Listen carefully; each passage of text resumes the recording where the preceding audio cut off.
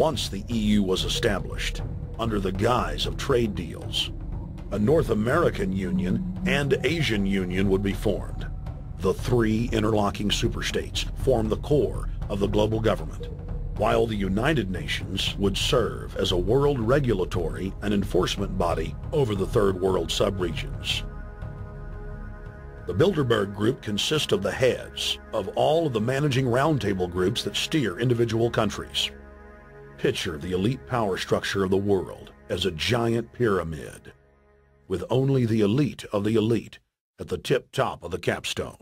The group has been so secretive that until the mid-1980s, the controlled corporate media denied its existence. Into the late 1990s, coverage only consisted of rare one-line mentions.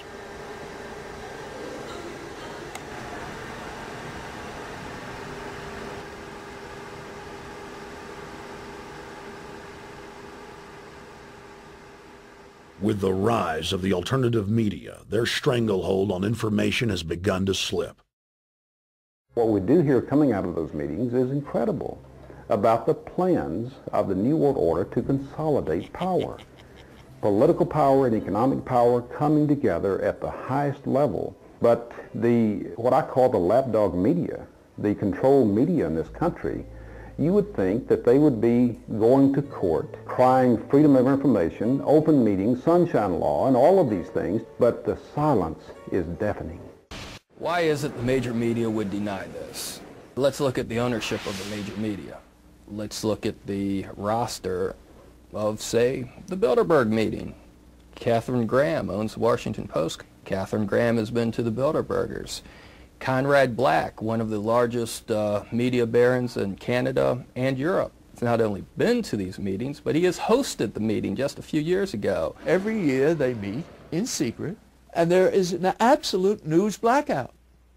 There is never anything reported in any of those papers.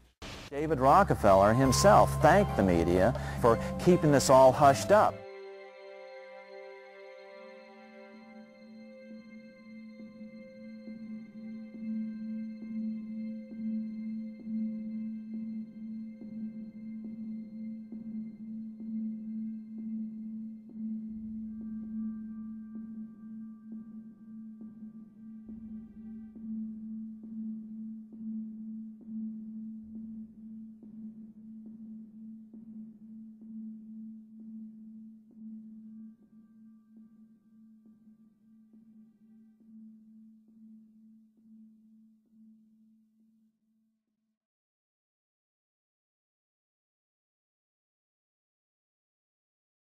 First heard about Bilderberg in 1975, and I said, I don't believe it.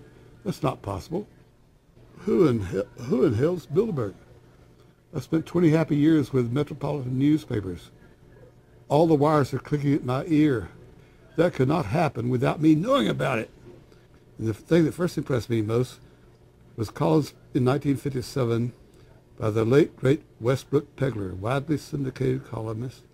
He wrote 2 lengthy columns about how approximately 100 leaders of international finance, heads of state, high public officials were meeting behind armed guards and closed doors on Jekyll Island, sealed off. What are these powerful internationalists doing? And why is it so secret? Why do they have armed guards outside? Why is it sealed off? The newspapers totally ignore it. Not a word. Total blackout in the United States. Since then, I've never stopped pursuing Bilderberg, or the whole international gangster organization led by Rockefellers and Rothschilds, as they manipulate the world for their own selfish interest. About 10 have come in. They've been coming in slowly in typically big black cars with what appears to be bulletproof glass, and we've got a few pictures of some of the people. We're being kept well back from the building by an awful lot of security people, but you know, there'll be more security as this thing develops. Again, just a reminder to stay off the front, okay? I am. This is the line. We checked with the city. Thank you. Oh yeah, there's one right there. Hi. okay? Hey, we're not your property. We're not your slaves. We're going to defeat the New World Order. The New World Order is going to be defeated. You realize that? I'm glad you do. Always does throughout history. Now, I think what is very difficult for most people to understand is how such a small group of 125 men and a few women control a population base of 6 billion people. Actually, it's much easier than you think. These people work on what I call systemic methodology, meaning that you take a pie, just imagine you take an apple pie and you slice this apple pie into lots of very small pieces, and you put in front of each one of these pieces your men or women of trust. And by controlling this individual, you control an entire organization. For example, if you take Paul Wolfowitz, who runs the World Bank, through him you can control the entire organization. You don't need to control what the dishwasher or the toilet cleaner thinks or does or believes in. You just need to control what he does and what he believes in. And what he does will permeate the entire organization. And that's how you control, with very, very small power base, an entire global population of 6 billion people. Bilderberg is making great progress toward a world government. They have created a superstate in Europe called the European Union. They are intent on creating a Western Hemisphere Union called the American Union. NAFTA is to be expanded into every country in this hemisphere. As NAFTA expands, it will take on the role of the American Union. And only an educated, informed public can stop them in their tracks. In 2005, an arrangement between Canada, Mexico, and the United States was made. This arrangement, unannounced to the public, unregulated by Congress, merges the United States, Mexico, and Canada into one entity, erasing all borders. It's called the North American Union, and you might want to ask yourself why you've never heard of this. In fact, there is only one mainstream reporter who has actually heard of and has had the courage to cover this issue. The Bush administration's open borders policy and its decision to ignore the enforcement of this country's immigration laws is part of a broader agenda. President Bush signed a formal agreement that will end the United States as we know it, and he took the step without approval from either the U.S. Congress or the people of the United States.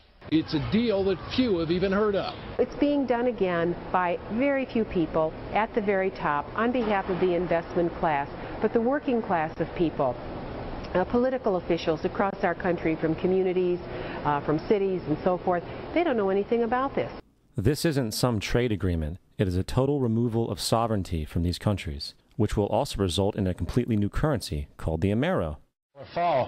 Apart from that, I think one thing people who are dollar-based need to focus on is the Amero. That's the one thing that nobody's talking about that I think is going to have a big impact on everybody's life in Canada, the U.S., and Mexico. The Amero is the proposed new currency for the North American community, which is being developed right now between Canada, the U.S., and Mexico to make a borderless community, much like the EU, and the dollar, Canadian dollar, U.S. dollar, and the Mexican peso replaced by the Amero. By default of this agreement, the American Constitution will eventually be obsolete. You would think that a situation like this would be on the cover of every major newspaper. That is until you realize that the people who are behind this movement are the same people behind the mainstream media, and you are not told what you're not supposed to know. The North American Union is the same concept as the European Union, the African Union, and the soon-to-be Asian Union, and the same people are behind all of them. And, when the time is right, the North American Union, the European Union, the African Union, and the Asian Union will be merged together, forming the final stages of a plan these men have been working on for over 60 years. A one-world government.